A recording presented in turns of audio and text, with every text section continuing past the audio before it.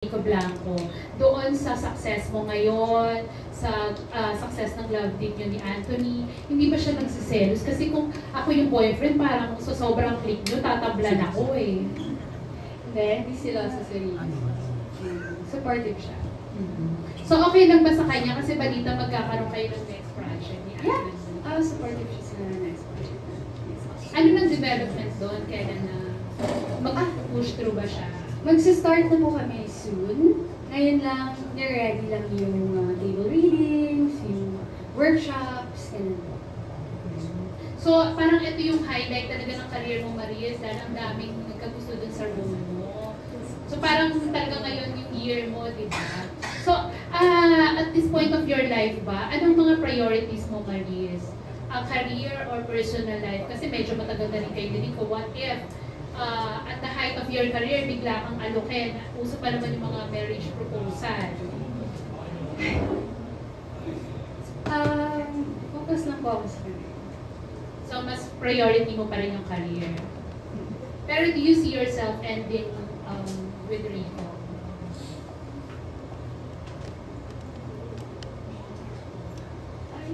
Yeah. But, sorry. Biging emotional ka.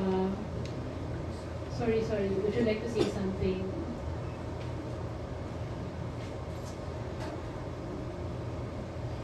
Can we request for tissue paper, please? Yes. Thank you. Yes, I just have some there.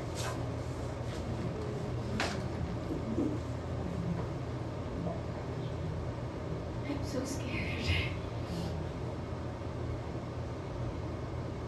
I'm really scared. Dami kasing tanong about him and I'm tired of smiling and nodding.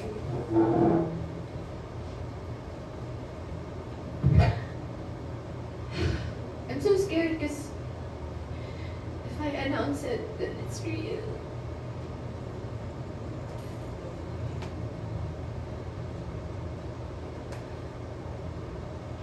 Yeah, Rico and I are over. So sorry, Maris. Since when? Okay na ba mag-share ka, Maris? Kasi parang emotional. It's fresh. It's been a few weeks. Loneliest, emptiest weeks I've ever experienced in my life.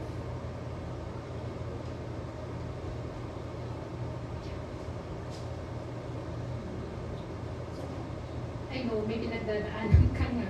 Pero paano ka nag-cope up ngayon? Nanonood lang ako ng Bluey. Ayun lang. Well, wala nang tanong, but Nangyari. nangyari. Nangyari. Well, wala akong short answer for it.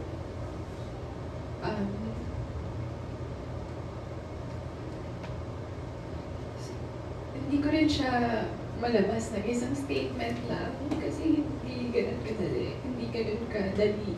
Sobrang complicated yan, the situation.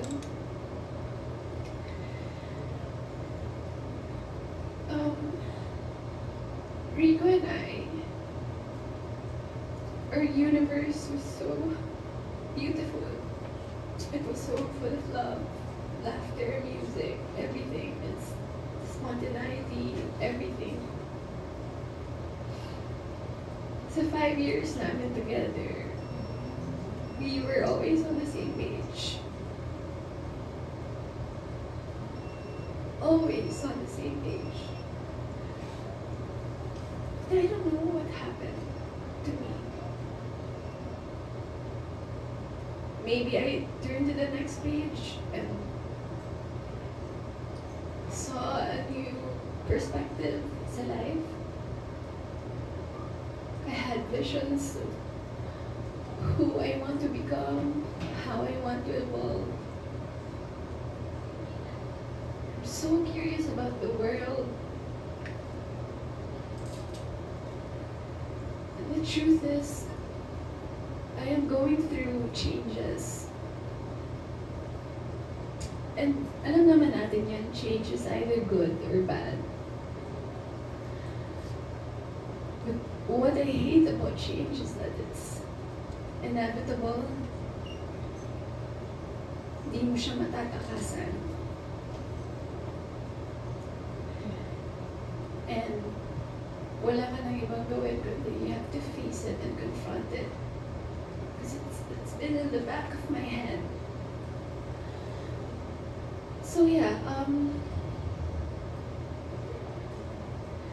I told Rico about it.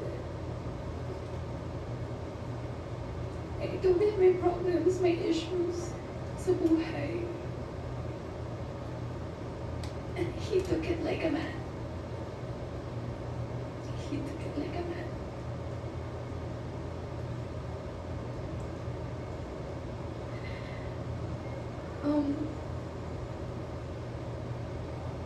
It was a very difficult talk because I love him so much.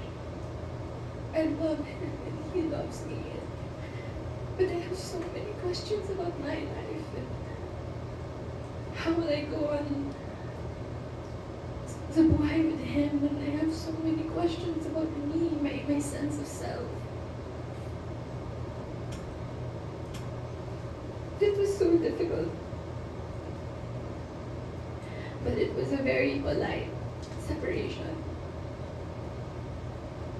Up to the very end of our relationship, it was still full of love, full of understanding. And Rico is one of a kind.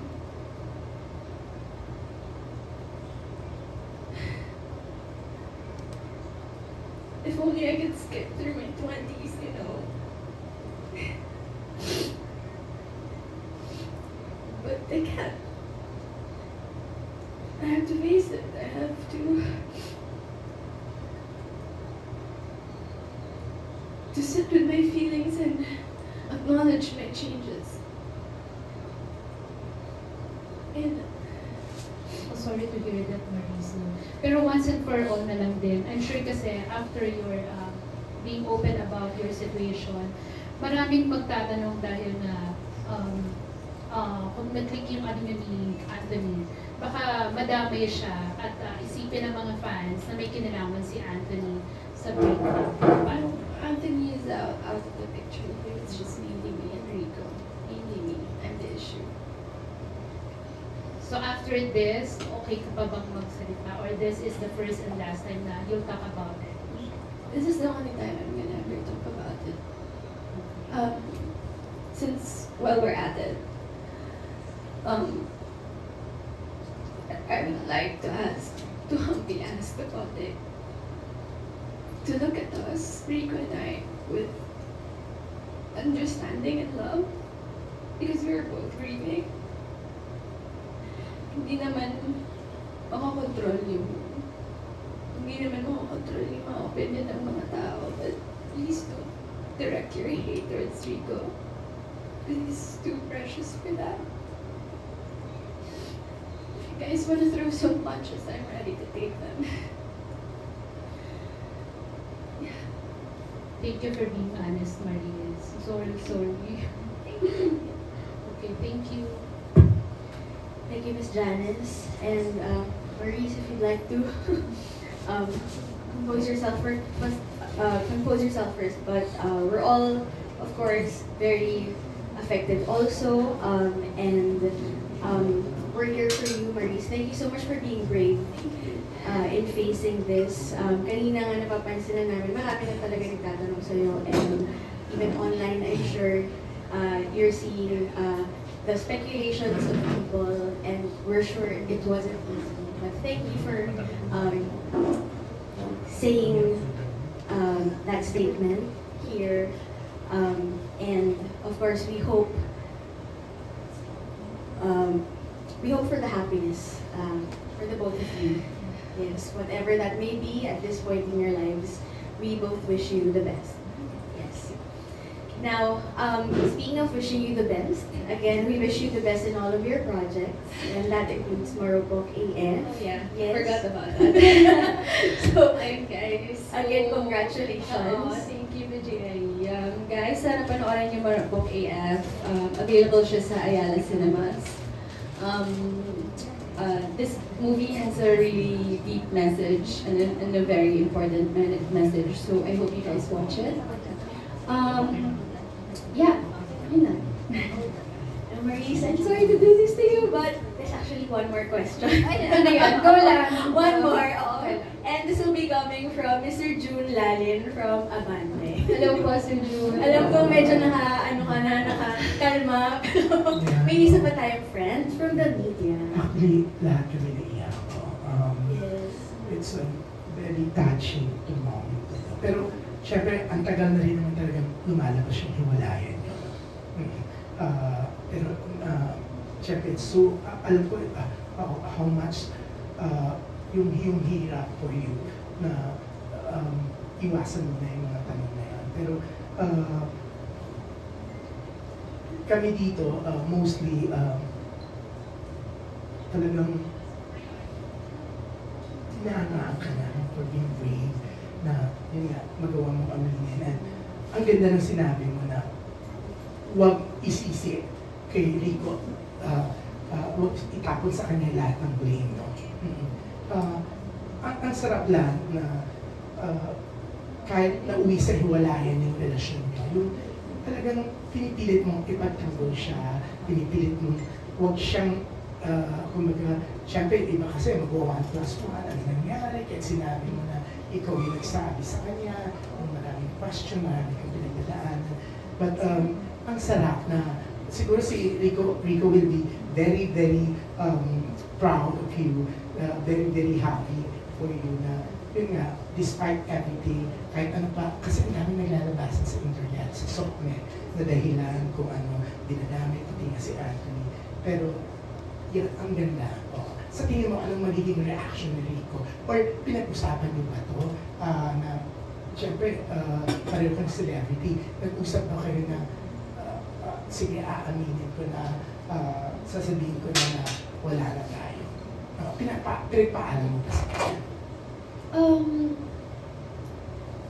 Ako kasi yung mas active in terms of events, press cons.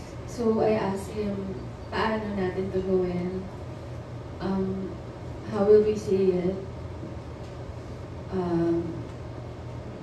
Sabi na lang namin in one of the interviews, my interview. But yeah, he was supportive naman about it. I asked for his blessing na sabihin mo kayo totoo.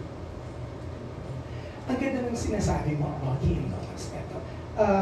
And sa tingin namin, you still consider him as a friend. Yes. Yes. Super. So, If I could still talk to him every day, I would. so kumbaga, yung magagandang memories niyo, iti-treasure mo pa rin. Iti-treasure mo pa rin. Super. Hindi yun mawawala sa akin. It will always be in my heart. Alam mo, kanina, Maris, no, bago mag-start, feeling ko, magte-trending ka kasi may mga kagagaan, kalokahan ka sasabihin. Pero, ito yata yung unang pagte-trending mo na dramatic talaga.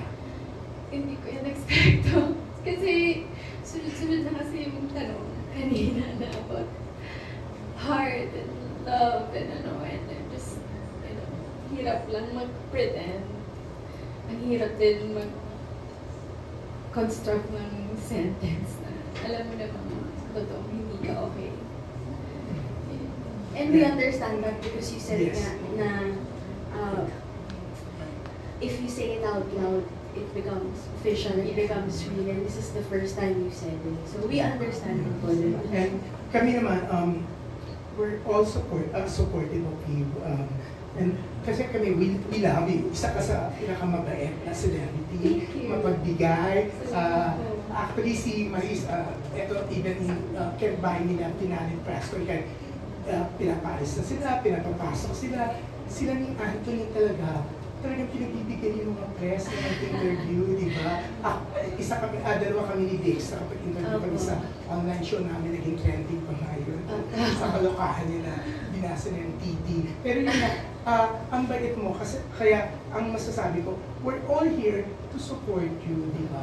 At least maganda na sinasabi mo, you can still be friends, you can still talk to him kahit araw-araw. So,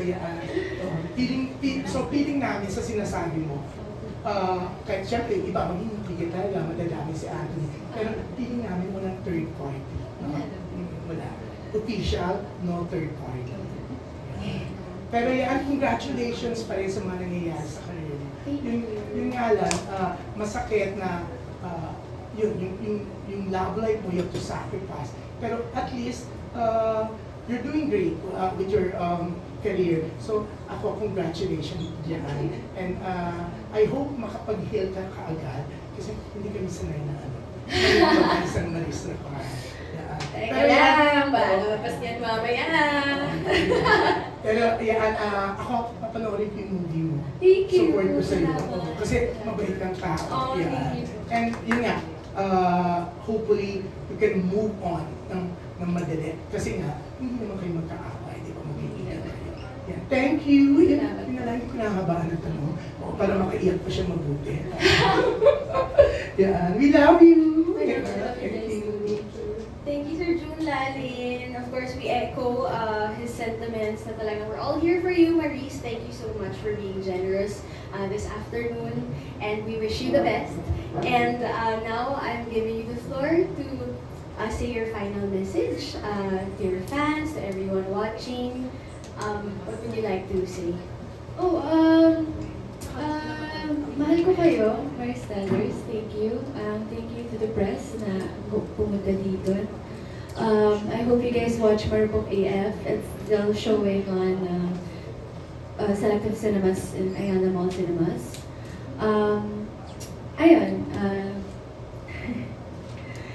Kahit na naman ibigay ng mundo sa'yo, just be present, go with the flow. Sakyan mo lang yung mga waves ng buhay. Kahit hayan or mababa, sakyan mo lang. And eventually, dadating ka din sa kung saan gusto. No matter what those changes are, yung growth, of course, we would love to see that kami ng mga Maristellers na nanonood ngayon. We're so proud of you from your whole Star Magic family. We're so proud. Isa ka talaga sa Star Magic artist, and we can't wait for more of your projects in the future. Panoorin po natin ang Marupok AF, now showing in cinema.